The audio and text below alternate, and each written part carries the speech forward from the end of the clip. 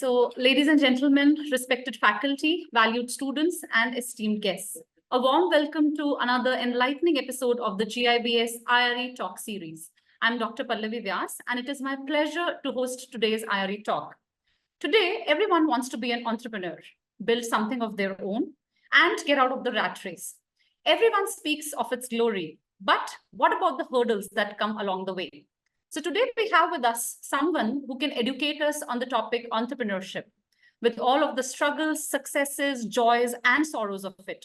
The session for today will offer practical takeaways for entrepreneurs on how to navigate uncertainties, leverage resources, and build sustainable businesses in a competitive environment. But before we do that, before we delve into today's topic, let me introduce to you all about GIBS Business School. GIBS Business School is a Bangalore-based institution and is an exclusive business school promoted and driven by IIM alumni, offering top-tier business education. Currently, we provide two flagship programs, a BBA program from Bangalore University and the AICTE-approved PGDM program. These courses are meticulously designed to equip students with the necessary skills and knowledge to thrive in the business world. Our curriculum blends theoretical learning with practical application, guided by an experienced faculty team and industry experts. With state-of-the-art facilities, corporate partnerships, and a strong placement cell, GIBS ensures students are well prepared for their professional journey. GIBS IRE Talks is an initiative of GIBS Business School dedicated to enhancing students' skills in innovation, research, and entrepreneurship. These talks provide a platform for students to interact with industry leaders, successful entrepreneurs, and academic experts. The IRE, that is Innovation, Research, and Entrepreneurship Framework, encourages students to develop innovative ideas, conduct significant research, and embark on entrepreneurial ventures. Through these engagements, students gain valuable insights, build professional networks, and also boost their confidence, preparing them to excel in their careers and make impactful contributions to the business world. Now, before we move ahead, it gives me immense pleasure to introduce our keynote speaker for today, Mr. Maqsood Muhammed. He is the founder and chairman of AFM Real Estate Developments. He is a visionary leader and a very resilient entrepreneur. His journey is a testament to the perseverance and determination that he has exhibited in his entrepreneurial journey. We will now discover the inspiring story of a man who has transformed various obstacles into opportunities and has turned his dreams into reality. But before we do that, we have a quick video to be played.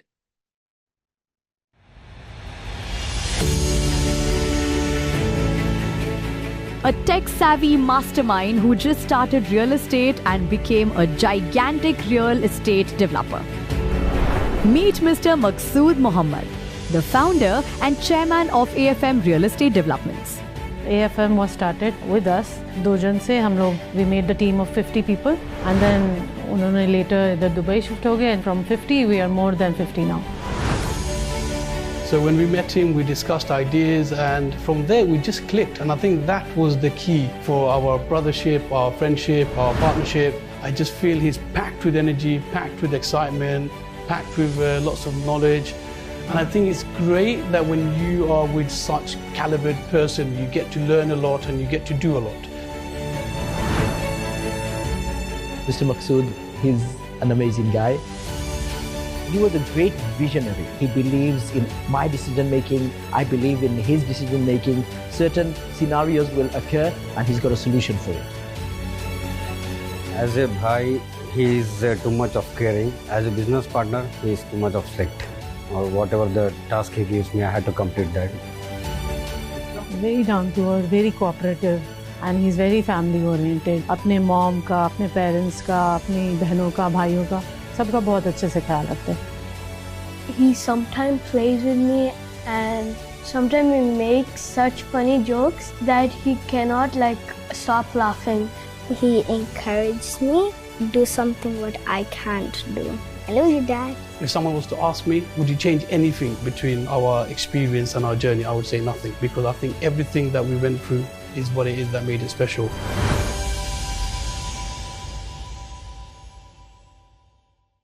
Thank you so much. Mr. Maqsood, the stage is all yours now. Thank you, Dr. Pavia, and thank you all the guests who have been attending and the students. It's been an honor to be a part of this show today.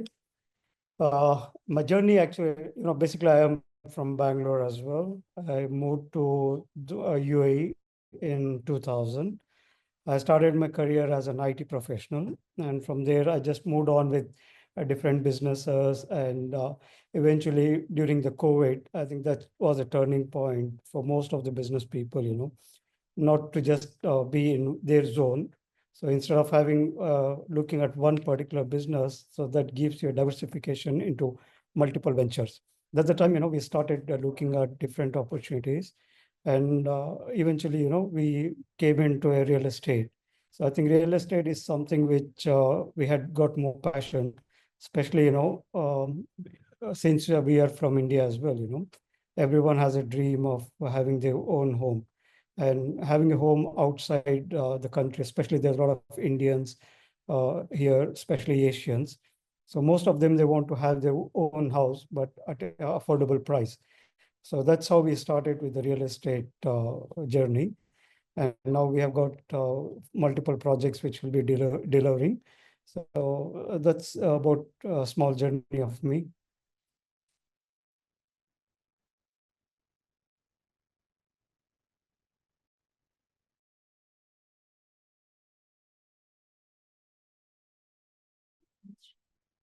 So, Mr. Maqsood, could you share with us something more about your entrepreneurial journey? Like what kind of opportunities were visible to you, taking them, how you proceeded further, and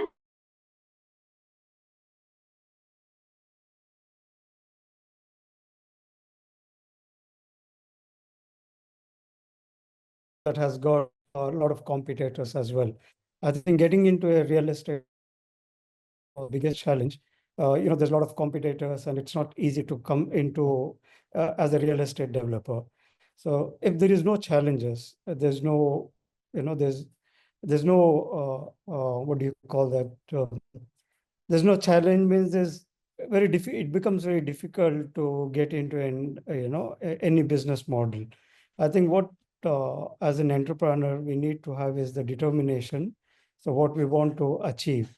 So our goals has to be very clear, like what we want to do it. And at the end, it is the service that we want to provide to the public, So I think that's something which you'll always have to look at, especially coming into any business. So what I believe is, starting a business is always looks very easy, that everyone wants to have a business, but starting a business is quite easy, but being in the business is something which is very challenging. I think the challenge stays where you need to have more dedication and you need to have your goals very clear and strategize. So, the competition is something which will actually make you build yourself into a journey.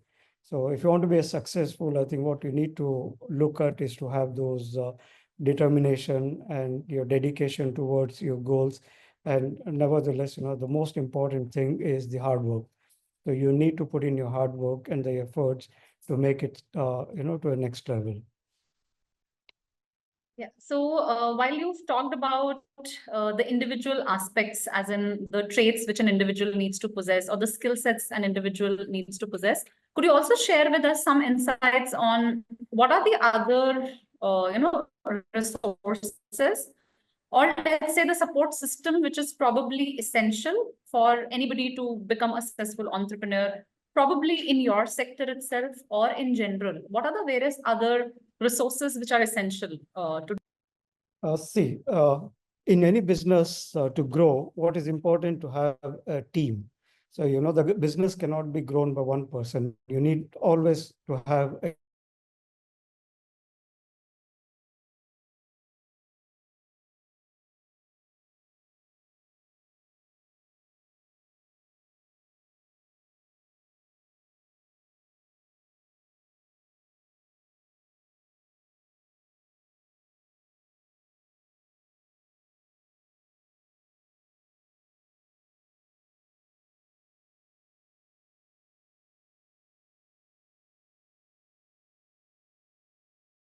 screening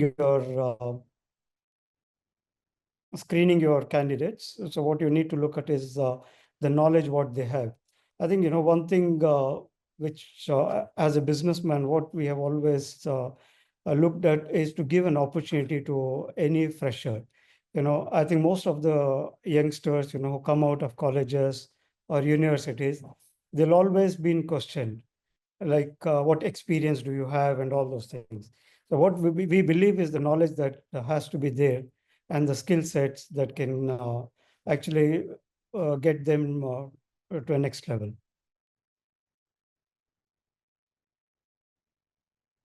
Sure. So when you talk about team and when you talk about selecting the right people, how important is it for a leader to be in the know of all that is happening within the team and within the organization? So we do know that a leader has to strategize, a leader has to know everything that is happening in the market and know everything about the competitors and the business scenario. But then when it comes to the team, how important is it for a leader to be in the know of everything that's happening in the organization? See, if you're looking at as a corporate structure, having a micromanagement will become a kind of tedious job. So what you need to do is to delegate the job and to have the right resources. So, once you have a department, so let's say if you have a human resource department, there has to be a hierarchy with the department. You have HR assistant, then HR manager. That's how the hierarchy structure has to be if it's into the finance. So you select the right candidate as the leader of that department so that you don't go into a micromanagement of every individual. So you will have to have that hierarchy structure that comes very important, especially if you're looking at on a corporate structure. Small scale industry, so I think most of the small scale industries look at having the less resources and giving a lot of more load on the employee. So that actually will not benefit. So what you need is to delegate the job and make sure that every individual is being performed and it's not been overloaded. So based on their skill sets and based on their capacity. So you'll always have to delegate the jobs and have someone to monitor them, and so that those guys can report to you as the head of the company. You'll be only looking at the manager level people to be communicating with you, but rest the managers has got their own task to do. So that's how the structure of any company has to be. So in terms of if you look at having to be a corporate sector. Sure. Thank you for that answer. So when it comes to conflicts or any difficult decisions that you have to take within the team, how do you handle those? How do you make sure that you're effective in handling any form of conflict? So it could be interpersonal conflicts between people or any form of conflicts maybe with your customers or your clients. How do you think conflicts can be handled effectively? See any conflicts within the organization. So what you need to look at is you need to hear both the sides of the the comment. Let's say if someone comes out having some complaint against the other person. So what I try to do is I'll hear both of them. Then I'll take my own decision to judge who is right and who is wrong. So as a company, if you have to look at it as a company, there's no favoritism in company. If you want to grow as a company, you need to always look at what is right and what is wrong towards the growth of the company. So there's nothing called personal, any personal feelings you have for anyone that is outside the business. When you're inside the business, you'll have to always look at what is right, which can take the companies to the next level. I think that's more important, especially if it is within the organization. Let's say if it's between the client and our own employees, then as a customer, they are the front face for us. We'll have to look at what the customers' complaints are and then try to,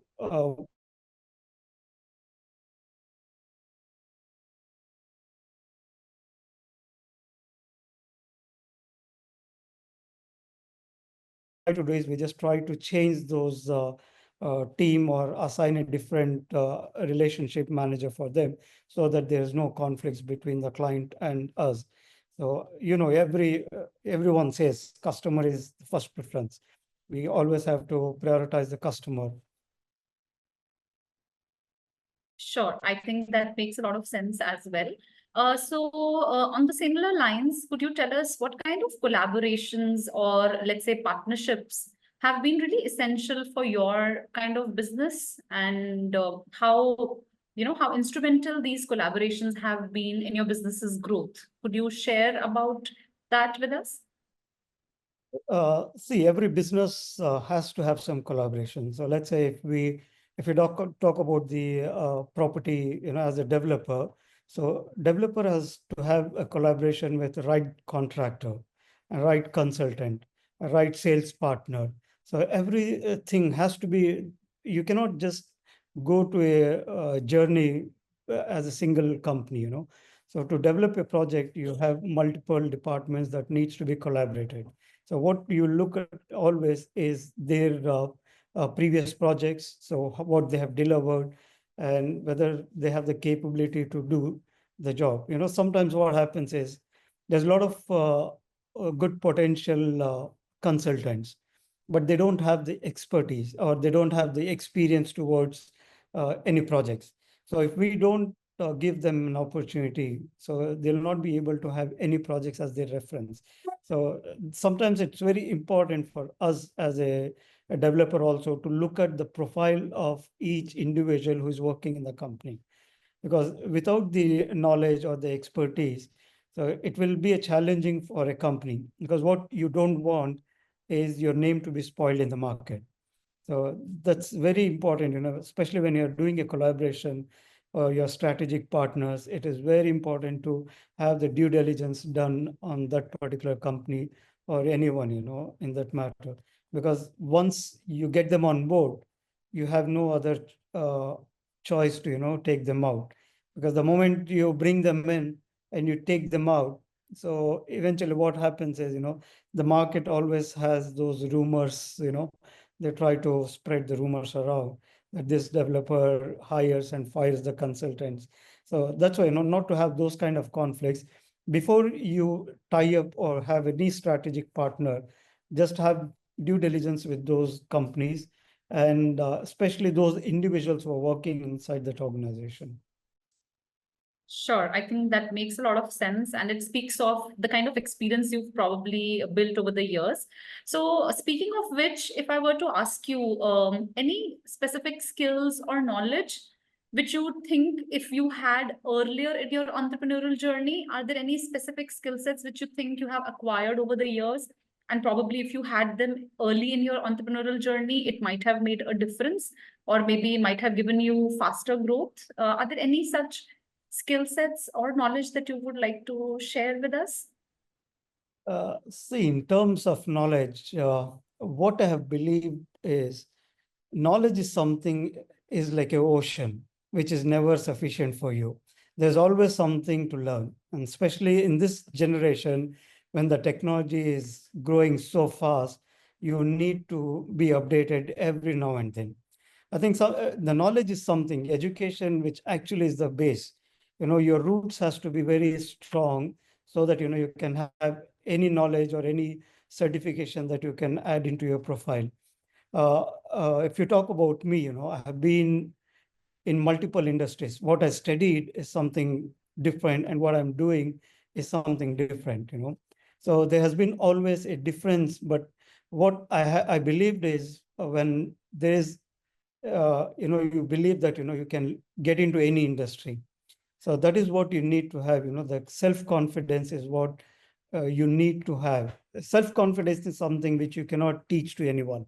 So that has to come from your own, But knowledge will always keep those self-confidence to have those, growth structure for you.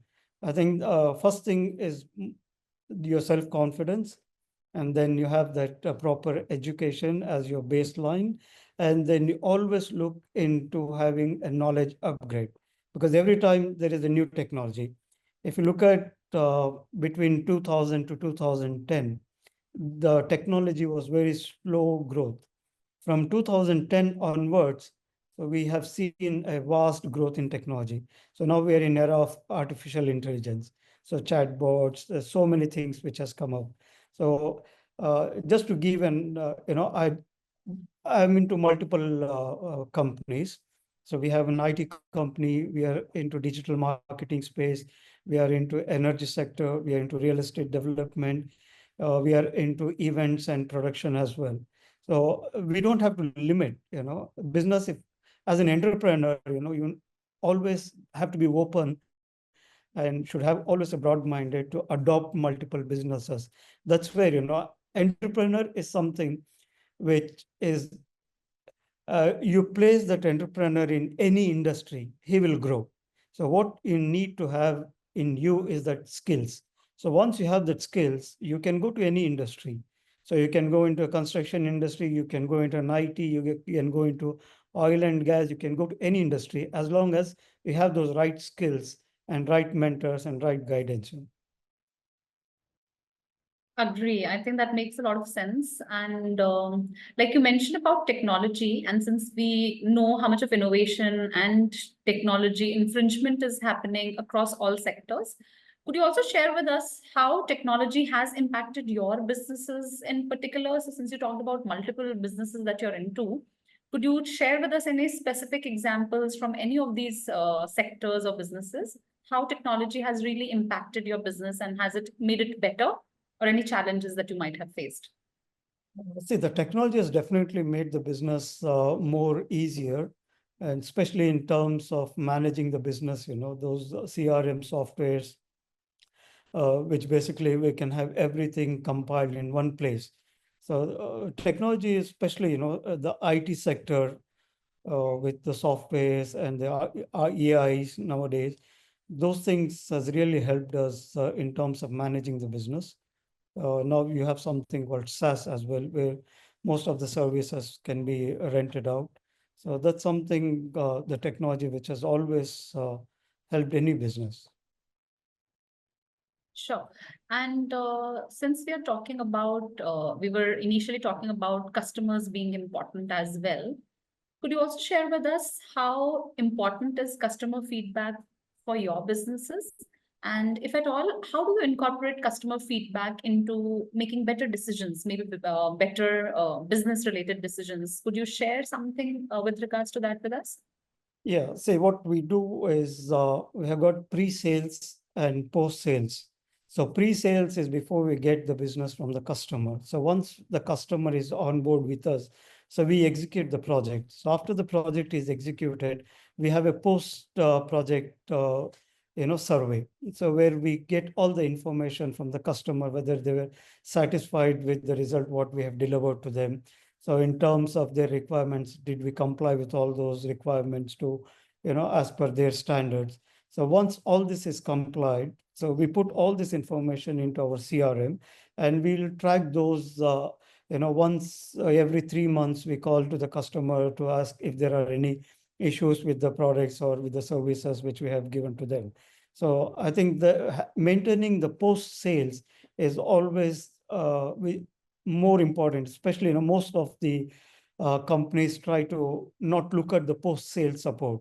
So post sales support is something which actually keeps your customers always with you, and that's how they recommend to the other customers as well. So this company is, after their sales, they have a good support system. So support system is very important after sales. After the project is completed, you need to have the support, or to have those survey with the existing clients to ask them about your services. Are they happy with the services that you have provided to them? Is there anything that can help to improve your support towards the customer? I think that's very important. Okay. And since we're talking about customer being happy and satisfied, could you also tell us how do you measure if your business is successful, as in not really business in general, but then your day-to-day tasks and how well you've been serving your customers? So if I were to ask you any key performance indicators that you track, so could you share with us maybe related to any specific business? How do you evaluate and measure whether you've been doing well when it comes to your business success? As I mentioned, the post support, that's where the KPIs are. So once you have this KPI set, you have got the schedule to follow. So once the schedule and the support system which you're following, So I think that's the key for having those clients, with the KPIs.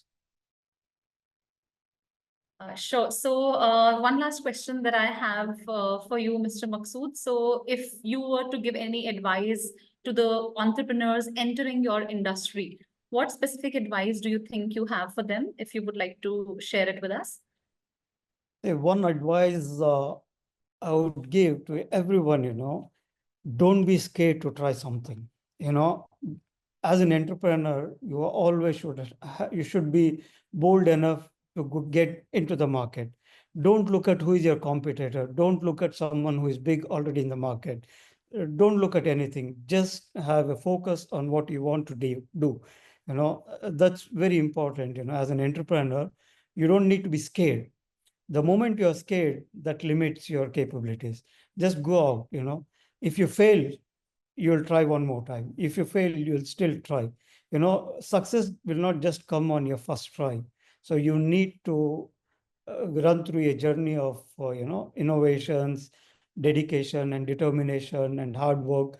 Everything has to be put in. That's where. So my advice, for anyone to start a business, they need to be more determined and have the dedication and just start. Don't look at, there are some hurdles. So yes, on the way you'll find hurdles. So that's where, if you don't go to the hurdle, you'll not be able to cross the hurdle. So you need to go to that hurdle to see what is that, and then you can cross. So don't limit yourself, just start anything you want to start, go ahead. Sure. So thank you so much, Mr. Maqsood, for taking up all these questions and for sharing all your business insights with our audience for today. So I have a few questions here from our audience. So I will just quickly ask you those questions which people have asked you, and if you could just take them. Sure. So could you please throw some light on how Dubai's property tax system works for foreign investors? So could you share some insights about that? In Dubai, there's no taxation for the properties. So what they pay is just the registration charges. That's it. There's no taxation on a residential properties. Yes, if they have a commercial property, there will be a corporate tax that will come in effect from this year. So apart from that, there's no taxation for the property market in Dubai. Okay, sure. Thank you so much for taking that up. So we have another question, which says that most of the times I see on social media that Dubai is a tax-free country and doesn't charge much taxes as compared to India. So is it really as transparent as it is shown on social media? If you could please answer this question. See, in UAE, there is no taxation. There's no income tax, on the income that anyone is earning here. There's no tax, especially for the income. Only the taxation that is coming now is the corporate tax structure that is going to be applied from 2024. And before that, there was no corporate tax. And even the VAT started only a few years back. So before that, there was no tax. There's no taxation. There's no income tax, only the corporate tax and the VAT, which is for the companies. Sure. So thank you so much for answering that. So the third question that we have is from probably a young, participant who wants to know whether a youngster can start their investment journey with a very minimal amount. So I don't know what minimal amount they're thinking of, but then if you could just share with us your opinion on that. The first thing is, I would like to congratulate this young person who has that intention of starting investing from now. When you want to invest, it is like, you're ready to take the risk. I think that there is always risk. When you have a risk, there is a reward, definitely. There's no minimum amount, that you need to put in. It depends on which industry you want to invest. So different industries has got a different investment plans. So if you want to get into some trading, so maybe a small amount is required to start the trading. If you want to get into that, especially only for those investment depends on which industry that he wants to invest. Sure. So I hope the young audience here, the young guys have got to know the answer. So I have another question, which is very similar to what you just answered right now. The word entrepreneurship has become very fancy these days. So would you like to give any eye-opening advice to the youngsters? And if you could compare job versus entrepreneurship, if you could share any of your insights on job versus entrepreneurship and any eye-opening insights that you would like to give. Yeah, I mentioned earlier that to start a business, it is always an easy and looks fantasy that, they want to start business. But being in the business is what is more important, So to start something, anyone can start, but they should have that dedication towards and the vision they should have, to be in the business. So I think that is very important, I know there's a lot of people, want to start business, but some are limited with knowledge to start. Some are limited with the finance to start. So there's a lot of limitations also, especially when they want to start the business. So what is important for starting a business is to have the vision, what they want to achieve in next 5 years. So that's how they have to plan to start their journey as an entrepreneur. So when you talk about job, job is also equally important as an entrepreneurship. Because see, after your education, if you immediately get into a business, so you might not be having those corporate structure, environment. You'll not be having that kind of vision how and corporate works. So if you work for some time in the with someone, so that's where you will learn from your bosses that how they manage the company, how the employee structure is. So that is also very important, to have some job experience also, before they can get into an entrepreneurship. Sure, I think that makes a lot of sense. Could you also tell us, Mr. Muhammad, what is your take on the word artificial intelligence? We know that the world has been fascinated by this particular word, artificial intelligence, and it is everywhere nowadays. So what is your take on AI and how it is impacting all of our lives? If you look at artificial intelligence, it is definitely reducing the workload, whatever the humans can do. So the AI does much faster than that. But at the end, AI is also developed by human. So we should never look at, AI is going to replace human jobs. Never. Because AI is made by the humans. So there's no replacement for human. So, there should not be any fear for anyone that any technology will replace humans. At the end, the technology is created by humans, so it is not replaceable. So that's something very important. So have the AI as a technology. It's not a replacement. Agree, and I think that makes a lot of sense as well. So there is another question wherein the attendee says that I often hear this quote which says, "Your network is your net worth." So could you please share your point of view on this as an entrepreneur and how networking has been beneficial to you? If you could just See, networking is very important, especially in the business, So without the networking, without having multiple business partners, it is very difficult also to grow any business. So in other ways, yes, networking is kind of net worth as well, but you need to know how to capitalize on those networking. So, you might be sitting with a lot of people, but if you don't know how to make use of those people for your growth, so it doesn't make, any sense for having a group of people connected to you. So what you need is, what you need to achieve from those network people. So you might be having a group of 100 people, but all those 100 people, if they're in different industries, which is not benefiting for you, so it is better to look at other 100 people which can benefit you. So the important thing is when you sit with the people also, you sit with those people or have those social gathering from whom you can learn something and apply on your business or your daily life. Sure. So thank you for taking that up. So I have another question here, which says, there will always be fluctuations in demand, particularly in the real estate sector. So how do you handle that, all those fluctuations in demand? How do you handle that? I think, see, if you look at Dubai, we have not come to that point where there's a fluctuation. There's always been demand here.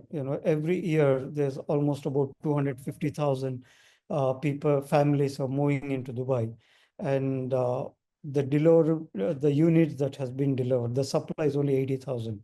So there's a lot of gap to be filled still. I think if you look at other countries, yes, there are a lot of fluctuation in terms of real estate. So I think what is important is if you're delivering a real estate project or into a development, so develop something, which has affordable prices. So that don't shoot up the prices to make more profits. So have the prices in the range where everyone can afford to it. So that's where something, you can always tackle the fluctuation, is looking at your margins. If you try to look at having high margins, and when the market fluctuates, yes, you will be definitely affected. If your margins are not very high, and if there's a fluctuation, you can still manage those fluctuations. Sure. So I also want to ask this question. What are the implications of sustainability and green buildings on Dubai's real estate market? Sustainability and green buildings, I think Dubai have started looking at those structure now, because, they have got, they're rich with the solar, especially solar. So I think most of the buildings nowadays, they want to cut down on the carbon emission. So I think even the whole world, they want to cut down certain percentage of carbon emission from each country. I think Dubai has taken that initiative to convert most of the buildings into solar or a different type of energy. I think hydropower, solar energy, and there's the different magnetic field energies also coming up. The different green technology. I think having every building with less carbon emission is something which Dubai is encouraging for now. So that is it, Mr. Maqsood. Thank you so much for sharing your insights on entrepreneurship with all of us today, and for sharing all your experiences and answering all those questions that we had in today's session. So please accept our sincerest gratitude for being here today with us, for this enriching session that you did with us today. Your insights and experiences are really invaluable to all of us who attended your session for the day. And to all our audience, your participation and enthusiasm have made today's discussion all the more enriching. So thank you so much for posting all those questions. So we will be back soon with another insightful episode of GIBS IRE Talks.